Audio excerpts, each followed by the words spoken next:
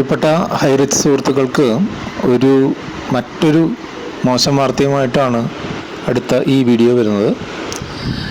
നിങ്ങളുടെയൊക്കെ കൺകണ്ട ദൈവമായിട്ടുള്ള KD പ്രതാപനും ശ്രീന പ്രതാപനും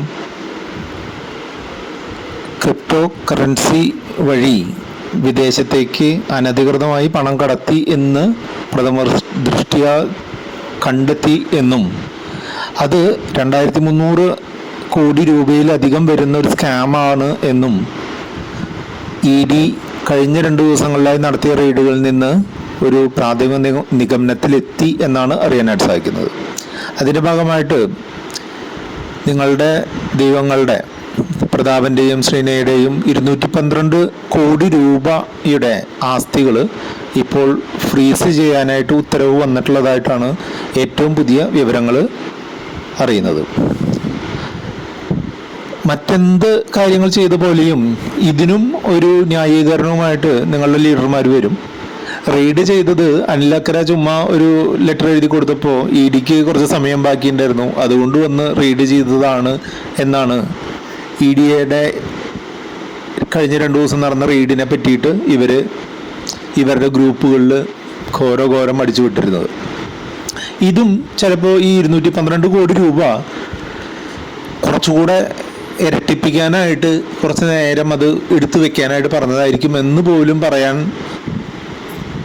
ഉളുപ്പില്ലാത്ത ആളുകളാണ് ഹൈറിച്ചിൻ്റെ ലീഡർമാർ എന്ന് പറഞ്ഞ് കൂട്ടുമുട്ട് മുമ്പ് നടന്നവർ. ഇപ്പോൾ കോട്ടഴിച്ച് വെച്ചിട്ടുണ്ട് എങ്കിലും അവർ ഉള്ളത്.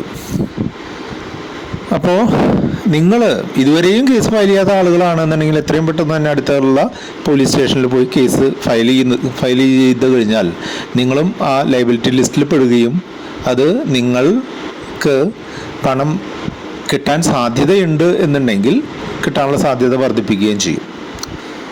അല്ലാതെ കമ്പനി തുറന്ന 1 രൂപ ഇനി നിങ്ങൾക്ക് കിട്ടുമെന്ന് നിങ്ങൾ സ്വപ്നത്തിൽ പോലും വിചാരിക്കേണ്ട.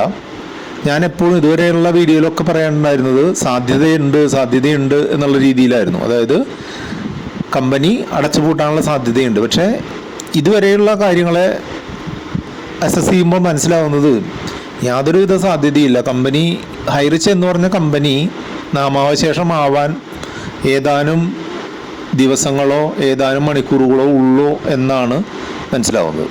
2 കേസുകൾ ഇന്ന് 2 കോടതികളിലായിട്ട് നടക്കുന്നുണ്ട് എന്നാണ് മനസ്സിലാവുന്നത്. ഒന്ന് ശ്രീനയുടെയും പ്രതാപൻ്റെയും മുൻകൂർ ജാമ്യ അപേക്ഷയാണ്, അത് മിക്കവാറും തള്ളാനുള്ള സാധ്യത തന്നെയാണുള്ളത്. മറ്റൊന്ന് വത്സലൻ എന്ന് പറഞ്ഞ ആൾ സമർപ്പിച്ചിട്ടുള്ള ആദ്യത്തെ കേസിൻ്റെ ഒരു വിസ്താരം ഈ തൃശ്ശൂർ സെഷൻസ് കോർട്ടിൽ നടക്കാൻ പ്ലാൻ ചെയ്തിട്ടുണ്ട് എന്നാണ് പറയുന്നത്. അതിൻ്റെ ലേറ്റസ്റ്റ് വിവരങ്ങൾ കിട്ടുന്നതിനനുസരിച്ച് അപ്ഡേറ്റ് ചെയ്യാം. എങ്കിലും നിങ്ങൾ ഒന്നുകിൽ നിങ്ങളുടെ ലീഡർമാരെ കുത്തിനു പിടിച്ച് പൈസ വാങ്ങുക, അല്ലാന്നുണ്ടെങ്കിൽ പോലീസ് സ്റ്റേഷനിൽ പരാതി കൊടുത്ത് നിയമപരമായിട്ട് അതിന് മുന്നോട്ട് പോകാനുള്ള ശ്രമം നടത്തുക.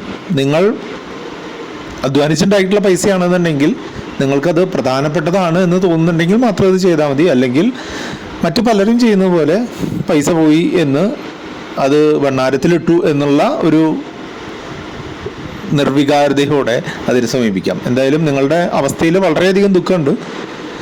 ഇനിയും ഇതുപോലുള്ള തട്ടിപ്പുകളിൽ പെടാതിരിക്കാനുള്ള ഒരു ട്യൂഷൻ ഫീസായിട്ട് ഇതിനെ കാണുക എന്നുള്ളതാണ് നിങ്ങളോട് ഇനി പറഞ്ഞു തരാനുള്ളത്. എന്തായാലും എല്ലാവർക്കും നല്ലത് വരട്ടെ. ഇതുപോലുള്ള തട്ടിപ്പുകാർക്ക് ഒഴികെ എല്ലാവർക്കും നല്ലത് വരട്ടെ എന്ന് ആശംസിച്ചുകൊണ്ട് മറ്റൊരു വീഡിയോയിൽ കാണാം.